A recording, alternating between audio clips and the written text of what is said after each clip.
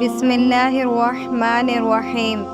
فرمان مصطفیٰ صلی اللہ علیہ وسلم ہے، جس نے رمضان میں کوئی گناہ کیا اللہ پاک اس کے 1 سال کے اعمال برباد فرما دے گا۔ دوستو، انیس الواعظین میں ہے کہ امیر المومنین حضرت مولائے کائنات علی المرتضیٰ ایک بار زیارت قبور کے لیے کوفے کی قبرستان کے اندر تشریف لے گئے۔ وہاں ایک تازہ قبر پر نظر پڑی تو دل میں اس کی حالات معلوم کرنے کی خواہش ہوئی۔ چنانچہ بارگاہ خداوندی میں عرض گزار ہوئے، یا اللہ، اس میت کے حالات مجھ پر منکشف یعنی ظاہر فرما دے۔ اللہ تبارک و تعالیٰ کی بارگاہ کے اندر آپ کی یہ التجا فوراً مسموع ہوئی یعنی قبول ہوئی، اور دیکھتے ہی دیکھتے آپ کے اور اس مردے کے درمیان جتنے پردے حائل تھے تمام پردوں کو اٹھا دیا گیا۔ اب ایک قبر کا بھیانک منظر آپ کے سامنے تھا۔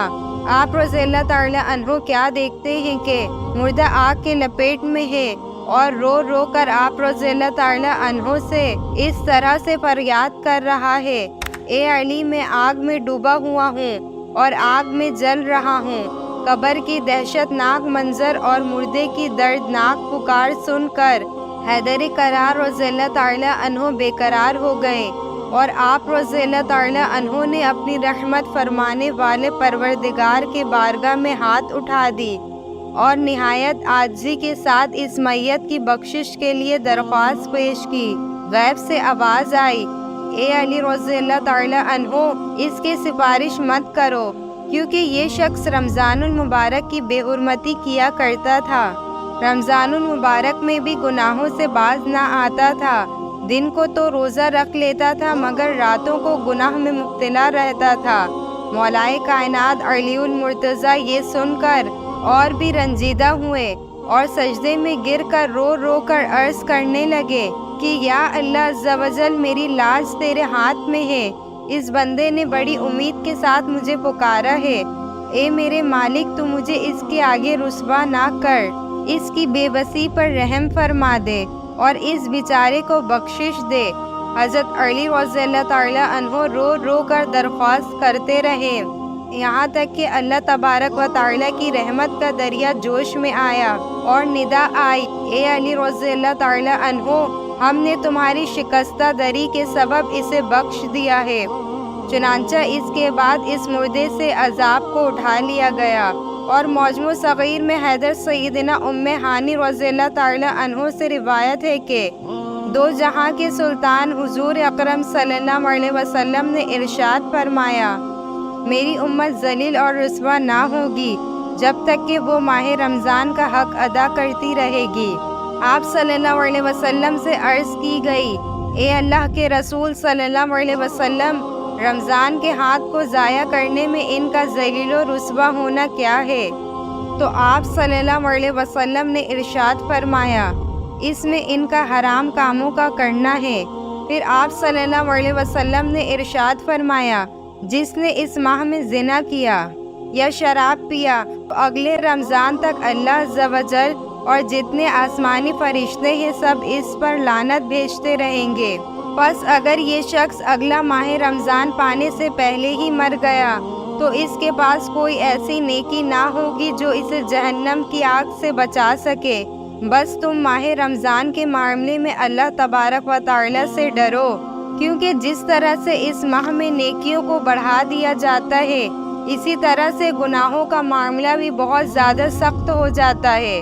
اور موجم اوس کے اندر حضرت سیدنا عبداللہ ابن عباس رضی اللہ تعالیٰ عنہ سے روایت ہے کہ نبیوں کے سلطان حضور اکرم صلی اللہ علیہ وسلم نے ارشاد فرمایا ہے، بے شک جنت ماہ رمضان کے لیے 1 سال سے دوسرے سال تک سجائی جاتی ہے۔ بس جب ماہ رمضان آتا ہے تو جنت کہتی ہے، اے اللہ عز و جل، مجھے اس مہینے میں اپنے بندوں میں سے رہنے والے بندے عطا کر، اور حور عین کہتی ہے، اس مہینے میں ہمیں اپنے بندوں میں سے شوہر عطا فرما۔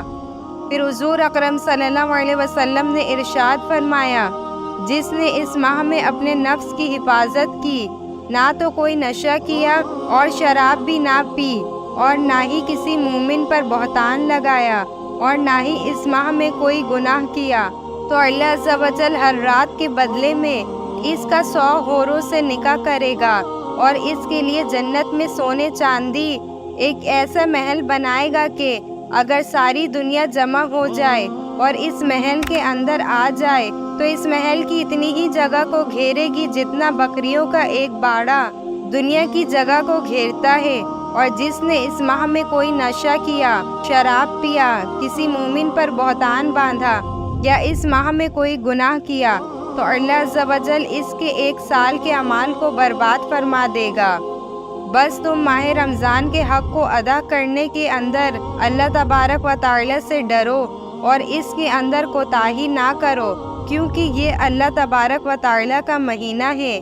اللہ تبارک و تعالی نے تمہارے لیے 11 مہینے مقرر کر دیے ہیں، ان میں نعمتوں سے لطف اندوز ہو اور لذت حاصل کرو، اور اپنے لیے 1 مہینے کو خاص کر دیا ہے۔ بس تم ماہ رمضان کے معاملے کے اندر اللہ تبارک و تعالی سے ڈرتے رہو۔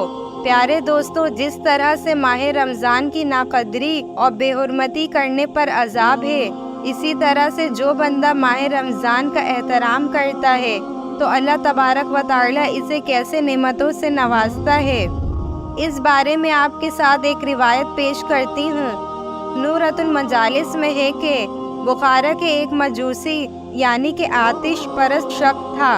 ایک مرتبہ رمضان شریف میں وہ اپنے بیٹے کے ساتھ مسلمانوں کے بازار سے گزر رہا تھا۔ اس کے بیٹے نے کوئی چیز کھانی شروع کر دی تو مجوسی نے یہ دیکھتے ہی اپنے بیٹے کو ایک تماچا رسید کر دیا اور ڈانٹتے ہوئے کہا، تمہیں رمضان المبارک کے مہینے میں مسلمانوں کے بازاروں میں کھاتے ہوئے شرم نہیں آتی؟ لڑکے نے کہا، ابا جان آپ بھی تو رمضان شریف میں کھاتے ہیں۔ والد نے کہا کہ میں مسلمانوں کے سامنے نہیں کھاتا بلکہ اپنے گھر کے اندر چھپ کر کھاتا ہوں اور اس ماہ مبارک کی بے حرمتی نہیں کرتا۔ کچھ عرصے کے بعد اس شخص کا انتقال ہو گیا۔ کسی نے خواب میں اس کو جنت میں ٹہلتے ہوئے دیکھا تو حیرت سے پوچھا کہ تو مجوسی تھا، یعنی آگ کا پجاری تھا، جنت کے اندر کیسے آ گیا؟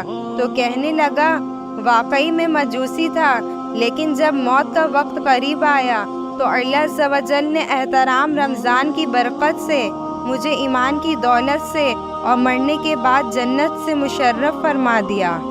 دوستو، اس حکایت سے ہمیں پتہ چلا کہ اگر کوئی غیر مسلم بھی رمضان کا احترام کرتا ہے تو اللہ تعالیٰ اسے جنت کی نعمت سے مشرف فرما دیتا ہے۔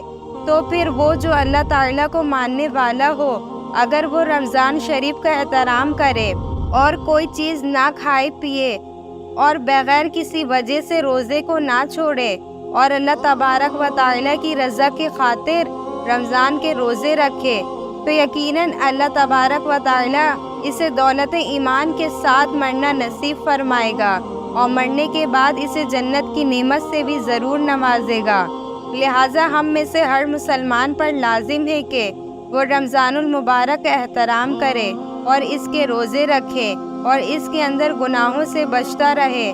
اللہ تبارک و تعالیٰ سے دعا ہے کہ اللہ تبارک و تعالیٰ ہمیں ماہ رمضان المبارک کی قدر کرنے کی توفیق عطا فرمائے، آمین۔